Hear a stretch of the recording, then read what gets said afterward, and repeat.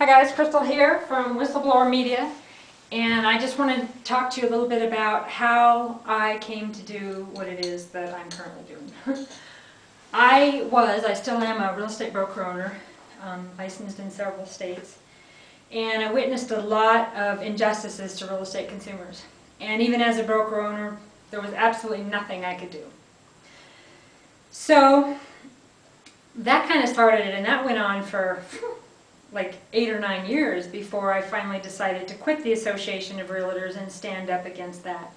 My site on that is, well, I have realtorsucks.com and I have realestateindustrywhistleblower.com. And basically, from there, I started writing on, from the real estate whistleblowing stuff, I became connected to a bankruptcy in Bend, Oregon, the Summit 1031 bankruptcy. And in writing on that, I haven't talked a lot about the 1031 exchange industry. That is a horrible industry in itself. The IRS it's just ridiculous. But basically through that, I got an inside seat to how corrupt the U.S. bankruptcy courts are and how nobody's watching. Even the FBI said in some of the interviews, well, we don't really know bankruptcy laws. We're just looking for somebody to indict, right? So they're looking for a bad guy, but they're not looking at the attorneys, right? The bankruptcy attorneys. The trustees are corrupt. The bankruptcy attorneys are taking tons and tons of money. Nobody's regulating the money they're taking. That money belongs to my real estate consumers, right? So that's what I was in that fight for, because that's where the money went. And it wasn't really so much about, okay, yes, Summit did bad, but I wasn't writing so much on that in the beginning, and the reason I wasn't is because the money was gone from Summit's hands, and it was in the bankruptcy courts. The bankruptcy courts, government agencies, so this is government fraud, right? You expose the corruption in bankruptcy courts, and there's tons of it. You should be entitled to, what is it called, I think it's QUI, Qui-Tom or something laws. It's whistleblower laws. You get like 30% recovery when you sue for stuff like that. So you should easily be able to sue, like in the Summit one, Kevin Patrick of Obsidian Finance. I have obsidianfinancesucks.com on that story. This guy took like $2.5 million, I think, the first couple months. And this is the real estate consumers' money. He turned down deals on properties that was assets of the Summit principals. This money should have went directly to the real estate consumers. This guy he just does what he wants with all the money. All right, nobody regulates him, right? The judge does nothing. The Department of Justice trustees do nothing. And in watching that, and now that I've gotten tons of information from people over the last 2 years, it doesn't matter if the bankruptcy is $30,000 or such as the Petters scandal. I've written a lot on that at bankruptcycorruption.com. That was like $5 billion, right? It's the same principle. And some of these Department of Justice trustees, they even get like a commission on some of the recovery and some of the different things that happen.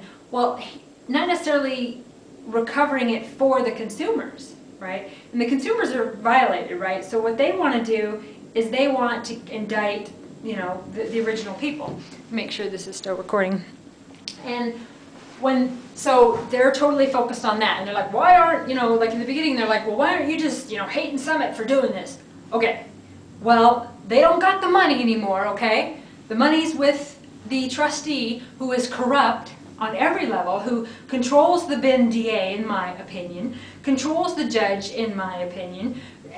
He stole it, right? Someone else was running the show. He comes in and he's like, oh my gosh, there's so much money to be had here. Just takes over the show, right?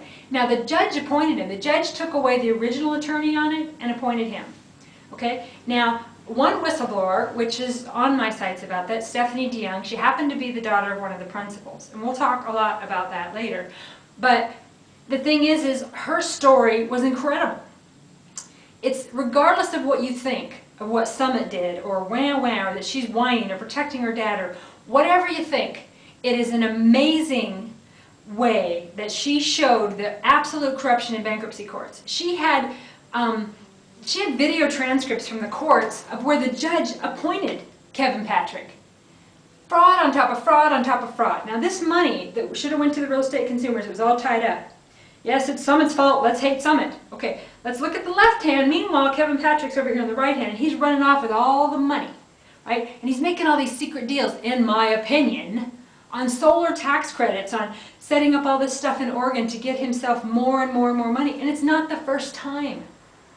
When you look at some of the stuff on obsidianfinancesucks.com, some of the earlier stuff I wrote, you can see there was timber companies, all kinds of other different companies that he worked with and going in bankruptcies, and he ended up with the assets. He sells the assets, in my opinion, to his cronies and, you know, people that he knows he is a really big deal in Oregon and kind of unstoppable, right? And when you try to complain to the FBI or the Department of Justice, the Department of Justice is in on it, right? In my opinion, Kevin Patrick paid off the Department of Justice, paid off Perkins Coie and Sussman Shank and all of these people to do with this, just so that he could come in and take all of this money and all of these connections, and, you know, meanwhile, just still going for the indictment for the Summit Principles, right? And in which some of that, I think, some of them are going to prison. And on top of that, to just keep attacking this whistleblower, right? This Stephanie DeYoung. Attacker, attacker, attacker. He went after her for these videos that she did because she videotaped a public meeting, right? So she wants you, the real estate consumer, to have all the information. So she videotapes all the information. Well, talk about hell. They put her through hell, and some of it you know if you follow the story. But to this day, Kevin Patrick has never, ever let up on her. You know, Tonkentorp, which is Kevin Patrick's attorney, so it's the attorney's attorney, is supposed to be some big-wig intellectual property attorney, right? Never sent me a cease and desist, never asked me what my intention, never emailed me and said, hey, what did you mean about this post? Or when Stephanie was, you know, going through what she was going through, like I said, if you follow some of my blogs, I talked about $100 million secret. Those assholes never asked me one time what I meant by the $100 million secret. No, they assumed what it is, they attacked her. When I started writing about Summit, they attacked her. They deposed her in video. That's discriminating, and she should sue them 100%. They didn't depose any of the Summit principals, right? Now those guys are facing prison time. They're getting indictment, they got all this stuff going on, but they deposed her in video? The FBI hadn't even interviewed her in like however many months. It was like almost 2 years or 15 months or whatever. Didn't interview her. She had to initiate her own FBI interview. But this Kevin Patrick, he had himself all in a wad over her because she was telling the truth. She was telling the real estate consumers the truth of what was going on. So he, in my opinion, gets connected with the Ben DA and persecutes her over and over and over. Can't have these videos out there. The bottom line, we cannot have the public knowing what Kevin Patrick does in secret because, oh my God, his cover will be blown. Okay. Very passionate about all that story, but that's kind of what started this. And what was I talking about? Oh, how this started. Yes, well, that's kind of how the whistleblower stuff started, and I will continue that story in the next video. Whistleblowermedia.com. Okay, part 2 of kind of how this started for me in the big arena. This is not about how the Montana corruption stuff started necessarily, but writing on the Montana stuff kind of led to this, but the real estate stuff led to the bigger stuff I write on now. So then through the 1031 exchange bankruptcy, I stumbled over the I View It technology story. Now these folks had this invention, right? Now every cell phone, every video ad, the Google ads that have the videos in them, technology on YouTube, you got television. If they did a cease and desist on the technology that they invented, 90% of television would be shut down, like all video on cell phones, all video on the computer. They invented that about 11 years ago now. They had signed agreements with Time Warner. Check that out at jeffreybukes.com. Also my site on the I View It patent is deniedpatent.com. And now I have several things, such as CEO PaulOttolini.com, which is the CEO of Intel. I have several sites on the technology companies and what they did. Bruce Sewell, SEWELL.com, he was the general counsel at Intel, and now he's at Apple. So they all knew about this technology that they stole. There had even been attempted, you know, there was a car bombing on the inventor's car. That wasn't investigated. Yet, I'm a security risk, right? I go to California for my birthday and I'm held out separate and told I'm a security risk. I'm a security risk because I blog, but they didn't even investigate a car bombing in Florida. The inventor's car was bombed. Oh, the file was lost. The FBI file's missing. So I end up now writing a lot on corruption in the Florida courts. So people send me information on the Supreme Court in Florida, on different attorneys in Florida. It's kind of led to a whole bunch of stuff through writing about I View It. And the inventors, basically, the story is just huge, but their attorneys basically stole the patent. Prosecutor Rose at prosecutorsucks.com, and they basically were kind of in on it in the beginning and used the technology. The investment in the technology is what actually collapsed Enron, because the deal kind of went bad. Now there's over 1,200 documents of proof at iviewit.tv. That's iviewit.tv. My site on it is deniedpatent.com. And you can see what this law firm did to create this huge mess. Now, Prosecutor Rose pays like $11 million a month in rent in New York alone, right? They're a really big deal. They're involved in so many high finance scandals, yet for some reason the SEC, the Department of Justice, nobody's really doing anything. Why? Well, Prosecutor Rose controls everything. I got an email yesterday that they control Boston. Well, they control everything everywhere. They represent some of the biggest companies in the world. They are global, they are massively huge, they are a really, really big deal.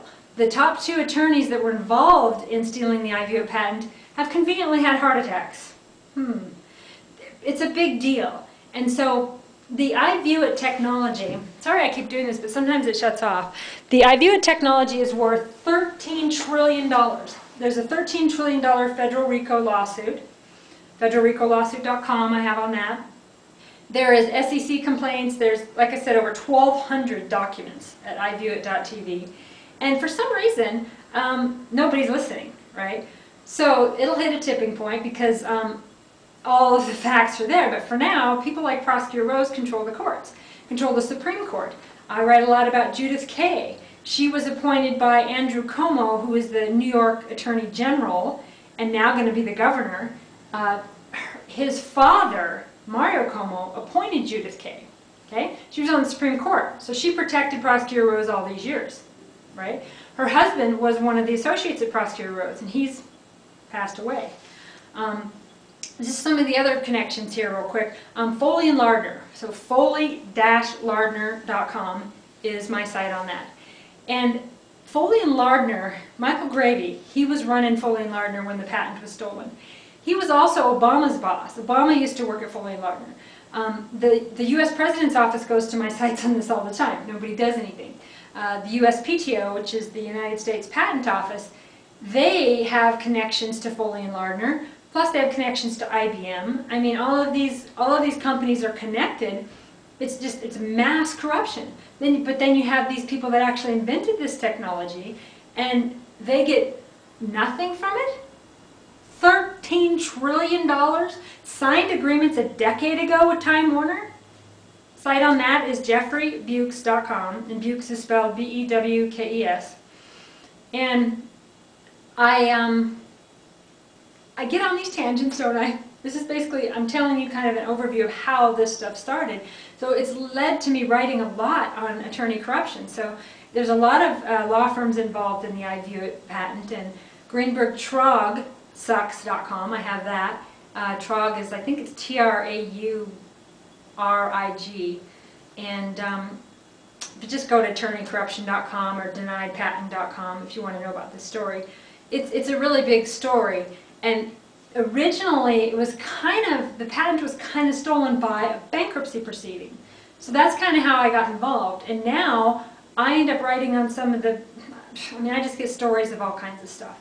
There's a bunch of, there's videos, there's conversations, there's depositions where people have flat out lied. There's so much proof. It's like, walking up to a giant purple bus and saying, and you're just standing right there up against it and going, there's no purple bus here. Where's the purple bus? I mean, it's so blatant and so obvious. It's kind of fun to write about it because it's fact on top of fact on top of fact on top of fact. Anyway, so that's the I View It patent, and my next video on this, how I got started, I will call part 3, will be about the Montana corruption. Of how I started getting into investigative blogging. So, I've known this particular woman my whole life. She was the rape victim, the victim's advocate in Eureka, Montana. And she called me one day and told me, like I said in my previous videos, I had been talking about the date rape drug and how bad it was getting, just among friends, and I had heard of one that was really bad recently. Wasn't a rape. It was drugging. It was car accidents. This girl was drugged, even though she'd been warned not to take a drink from a certain person. She did, and she was drugged. Some friends got her out of there, but it felt very violating to her. And in that, I kind of started opening up to, maybe I should expose this. Well, then this woman called me. I've known her for 30 years, and they're a local business owner in Eureka. And the guy had been drugged. So basically, they were drugging people just to watch them behave however they would behave. The guy had some blood coming out of his ear and ended up sleeping for like a day and a half, which was apparently really unlike him. And so that really upset me because I really love this family. I've known them since I was like 6, and so I decided I was going to write about it. I emailed the owners of the establishment, and that didn't work out so well. I'm not going to necessarily talk about that right now. Hopefully they're just going to get on with their life, but just so you know, I was always telling the truth. It was never vindictive, and sending an attorney to shut me up. All I was trying to do was say, who's drugging these women? If it's not who I'm saying it is, who is it? It's happening. Help me. No, they just sent an attorney on me. Those folks Googled their name this morning, so I know that it's an issue for you that I still have it on my blogs. I get it. But it's an issue for me, from what I've seen happen to these women. And you know what? It may not have been your person, but it was somebody. And these people were hurt, lots of them. Why didn't you just help me? Why didn't we do a webcam? Why didn't the local cops let somebody come up from the Flathead and have a cop that was going to be a female officer and dress in a way that, wasn't like a cop, what do they call that? and set these people up? Why not help me find out who it was if it wasn't your guy? No, I know the solution. People are being drugged. People are being hurt. I know the solution. Let's shut up that Crystal Cox, okay? Because, bad things are happening in a really dark room. They're in there. They're doing bad stuff. I walk up, turn the light on, and then I say, what's going on in that room? And it's my fault that it was going on because I turned the light on. This has got on a tangent, hasn't it? All right. Anyway, all of these people were calling me and telling me all these stories, okay? Cops aren't listening. Commissioners are lying. Newspapers lying, right? EurekaMontanaNews.com, you can look through the old archives of that.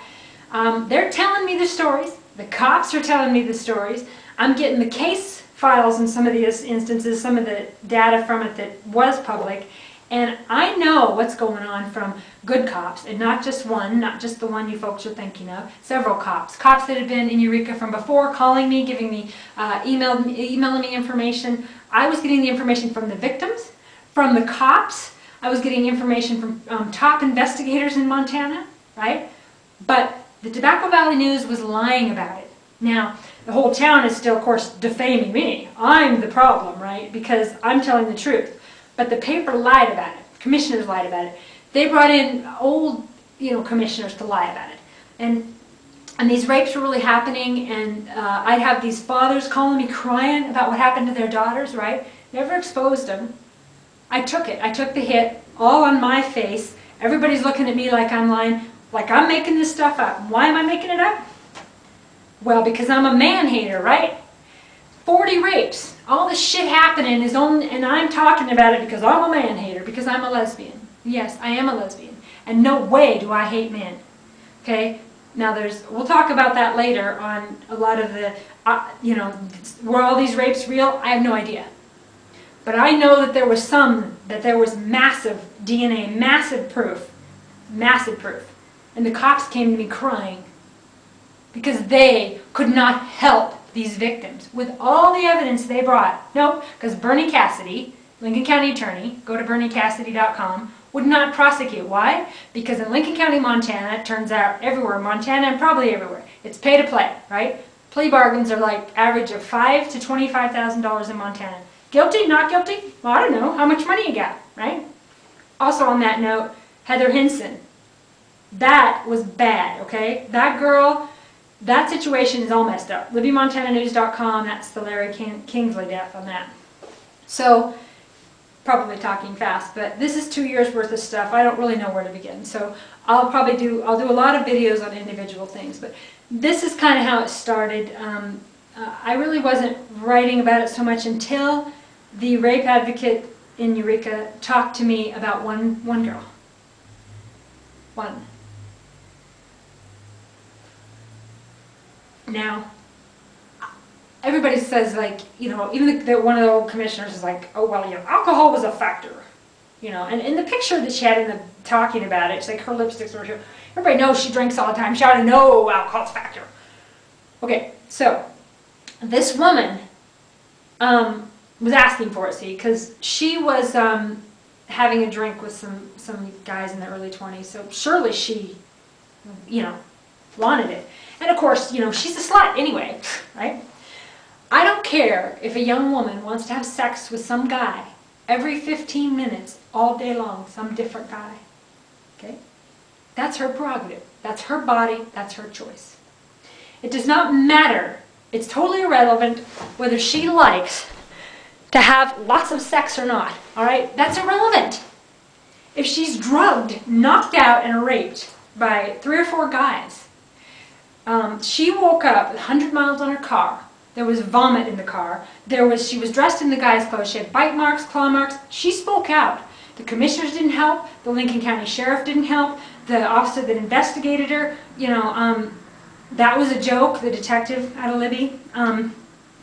And basically, that one hit me hard, because see, well, I just turned 40, and in my, I was still in high school, and I babysat this girl, right, when she was a baby.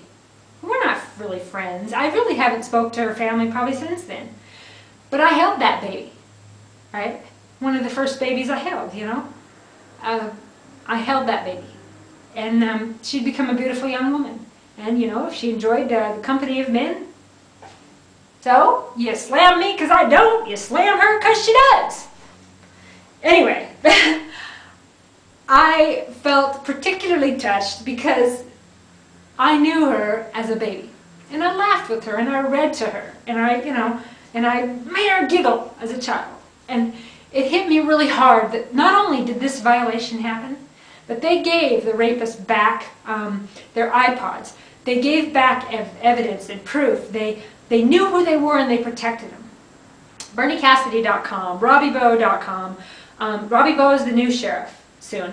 So what we decided to do, we decided to run a recall. Some good people in Eureka, right? And I'm going to talk about those good people in the next video, but running the recall, right? There it was. We're going to run a recall. Stepped in some mud, bigger, over the top of my head on that one, right? Because Lincoln County, Montana has so much corruption to hide. I mean, we're talking W.R. Grace, right? We're talking $6 million every couple of years just for the party of the politicians. Meanwhile, the W.R. Grace victims don't even have portable oxygen tanks. Now, the W.R. Grace story is something I'm going to be talking about a lot, too. There's some of that, LibbyMontanaNews.com. Okay, so it's really big money, right? Drugs in Lincoln County, meth. I mean, some of the people tell me they were making $15,000 every 3 days selling meth. You know, some of these people that are clean now. The money is incredible.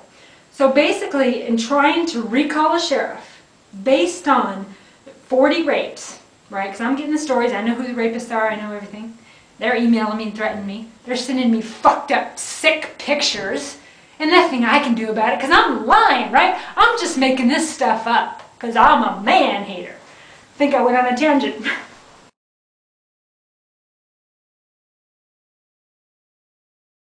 All right, So basically this one case though was so solid, right? You had all the evidence, and she come forward and she talked to the commissioners, and there's the paper and the rape advocate, and you got all these parts, right? So we decided to run a recall. Well, running the recall got everybody all freaked out, right? 30 years worth of crime and corruption in Lincoln County, Montana was about to collapse, all because we said no to one rape. There was a lot more that pivoted around this one. Okay? Now, of course, many people called me later. So-and-so woke up in a gravel pit. You know, so-and-so was at the bar, and then all of a sudden they woke up the next day, and, you know, and this happened over and over and over. And then the Tobacco Valley News lied about it. Okay? You're still being lied to about it, and you're still thinking I'm lying. I'm not frickin' lying. Excuse my cussing. So anyway, once we decided to do that, oh my goodness, everybody started coming out of the woodwork to protect the sheriff. Because if the sheriff goes down, right, everybody goes down. And boy, you know, he's been protected for beating his wife, more than one wife. His wife was worked at some pharmacy company and stole things, and then they protected the pharmacist because of things he did. And oh man, I only talked about like 3% of the information I was getting, and I was still persecuted for it. You know, go to MontanaCorruption.com. I was defamed. I was set up. I had a legal protective order against me, all because of telling these stories, right? All this information coming to me. Believe me, I could not make this stuff up. The stories that come to me were the sickest of the sick. And you folks are going to hear it all. I'm going to play videos and I'm going to play voices. I'm not going to stand alone anymore. You told me the story, and I'm going to tell you by name to protect myself. I'm tired of it. I just lost a $70,000 commission in Eureka, Montana, because the commissioners, the town council, state representatives, senators, and many other people refused to work with my buyer on a business he's starting in Eureka, Montana, if he worked with me. I've had enough, and I'm not going to stand alone. These are not my stories, they're your stories, and they're true. Okay? Don't blame me, I'm just the messenger. Okay, so once we started running a recall, that's when things got really ugly. Okay? They're like, you can yap and you can piss and moan, you can talk on your blog about whatever you want, but once a recall is filed, oh my God. Right? Okay, well, so we went to different groups and tried to get support for the recall, right? Oh, everybody's scared. Everybody's scared. The Tobacco Valley News said, oh, this is Eureka, Montana, we're Montanans, they're not scared. Bull. We talked to hundreds and hundreds of people at the Lincoln County Fair, and they were scared. They were scared of being killed. They were scared of losing contracts, scared of economic terrorism, scared of law enforcement harassing them, being set up for the smallest things. And setting up for the smallest things, we're going to talk a whole lot about. By name, by case. Matter of fact, several of us are going to file criminal complaints and lawsuits against every single one of you, listed at MontanaCorruption.com. And you know what? Enough is enough. Okay, just went on another tangent. Why am I doing this now?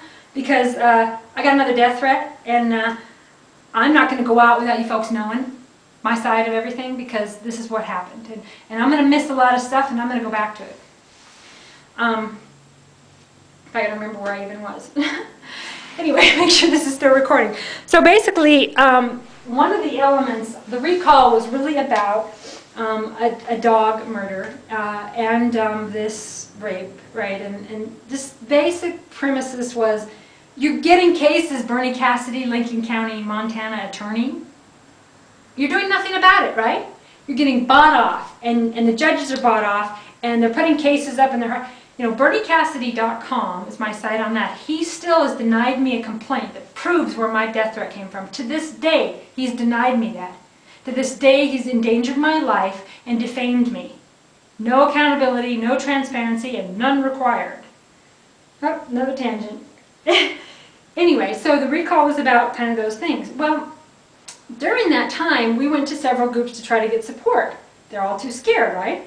Well, this one group, which I was not a part of before that, it was a Ron Paul group.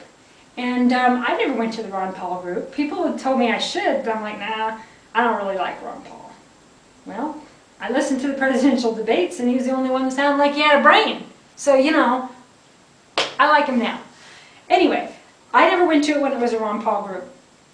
But it was called Lincoln County Watch, and basically the idea of it, the first one, there was tons of people, because everybody's like, yeah, let's watch what's going on in Lincoln County, and let's tell each other. And at that time we were seeing, you know, yes, men in black and cargo planes and all kinds of crazy stuff was happening, and then all these rapes and these crimes. And I mean, you know, yeah, it sounds like a conspiracy. I saw it, my own eyes, been in Eureka my whole life. I've never really been in trouble until this trouble I'm in now because I told the truth. Tangent. Anyway, so Lincoln County Watch, the group got really, really small after all hell broke loose, but it really was just about everybody saying, hey, what's going on, you know? Oh my gosh, your car got broken into, your home was robbed, nobody's doing anything about it, the sheriff's not accessible to you, all this stuff going on, right? Well, what I had, the first one that I was at, and you can see in my YouTube channel, Eureka Montana News, jammed together, you can see the videos of that first Lincoln County Watch that I was at. And basically there was this man there named Paul Stramer. I'll do some videos on Paul Stramer, but basically I've known him my whole life in a way of can't stand him, scary man, militia, anti-government. I just don't like the man. Even in real estate, I wouldn't even show the place that he had because even though nobody was there, because I was so freaked out about it. Okay, well, I was freaked out about it because the newspaper made me be freaked out about it, because 13 years prior to that, he was in the paper, right? The sheriff, everybody's telling all these stories, and I'm going to believe the sheriff. All the commissioners are saying it, I'm going to believe them. The newspaper said it, Missoulian said it, Eureka News, everybody said it. Must be true, right? Well, 13 years prior to 39, or whatever, in the 90s or whatever, I still maybe had some faith in the news. Maybe had some faith in the commissioners and the politics. Maybe just a little bit. And so I believed it. And like I said, the Paul Stramer thing we're going to talk about a lot. But this meeting basically was, I said, you know, because, you know, me, I like to keep it on the down low. Okay, not. I said right to him, you know, I'm at the meeting, he's running it, and I'm like, you know what? No one's going to listen to you. You have a bad reputation and nobody's going to hear it. Right? Well, he politely and with dignity got riled up a little bit. He didn't show aggression, but he was riled up enough to tell his story. And I videotaped it. And for the first time, I heard his story. I heard his side of it. And now, looking back, I see it very, very clearly. And now, I have listened to interviews that reporters have had with Paul Stramer. The reporters' news from the corrupt Lee newspaper chain in Montana that owns the Missoulian and tons of other papers, they lied. You can hear the interview of what Paul said, and the paper said something different. Hello, there you go. I was at functions. I seen the thing happen. Then I'd see the mouths of the sheriff, the mouths of the commissioner, the newspaper flat out lie. So then I'm in a situation, right? I never really was friends with the man, never had a conversation alone with him. We certainly don't have the same spiritual beliefs. We certainly don't have the same lifestyle, right? When I'm faced with, do I judge his spiritual belief? Do I judge his lifestyle? Do I judge what people told me that this man was about? Or do I believe my own eyes, my own ears? I heard it. I saw it. The only honorable thing to do was say, hey, the lie will not become the truth on my watch. So I talked about it. I roared it. Okay. Well, that corruption and cover-up was very old and very deep. So the recall became all about Paul Stramer. All about not exposing something that happened 13, 14 years ago, right? And what I was doing for the recall, I made up my mind to be the watchdog at the gates. And anytime anybody attacked the recall, I was there. So basically, one of the points that ended up being on the recall was a denied carry permit, concealed carry permit to Paul Stramer. Well, that got everybody up in arms. So they needed to figure out a way to set Paul up in order to stop the concealed carry permit, in order to discredit what he was saying, discredit what I was saying, you know, hold all their wall of corruption finally together. So they needed at all costs to discredit Paul, which is how they brought in Sean Boucher. Now, MontanaCorruption.com is my story on that, and that story continues to this day. That story is what's going to expose tons of corruption in Montana. Anyway, so basically, all of this stuff came to me, and I had a choice to make. Do I hide under my bed, or do I say, you know what? The Great Spirit brought this to me. I'm going to take it. And I'm going to grab that sword, and I'm going to fight. And I'm not going to say, this is, oh my gosh, this is too much, and I can't do this. I'm very gifted at internet marketing, and I'm going to use it to give voice. And I'm not going to deny the truth that this Paul Stramer's saying, just because of our differences in lifestyle, our differences in belief systems, our differences on probably every subject except the truth, right? I'm not going to say he's lying or he's, you know, and regardless of what he's done in his life, I don't care what he's done in his life. I mean, I kind of do to a point, but all the stuff that's happening in his personal life wasn't what this was about. The stuff in my personal life wasn't what this was about. It was about the truth and not the lie, right? It wasn't about Republicans or Democrats or any of that. It was about what was really happening. And I couldn't say, oh yeah, this didn't really happen. I could see the wagons circling. I mean, we're talking politicians at the toppest of the top, and the newspapers. I could see the flood of information coming in from every direction to tell the lie. One man telling the truth. Do I join the lie or do I join the truth? Well, let's join the lie because everybody's telling it. Surely the newspapers are credible, right? Not. Everybody knows that. People that yell at me in the bars or in the store about what I'm saying, I'm like, well, you know, the newspaper's lying about it. And they're like, well, yeah, but that's the newspaper. So they expect me to have all the facts and all the truth, but they don't believe it anyway. But they don't hold the newspaper accountable.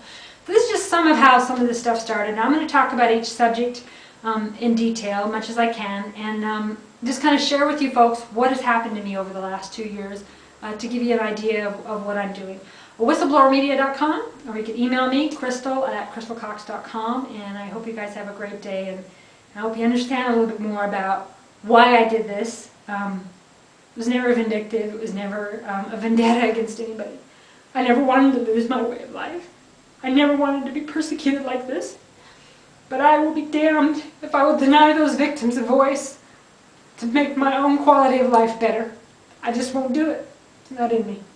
So, whistleblowermedia.com. Have a great day.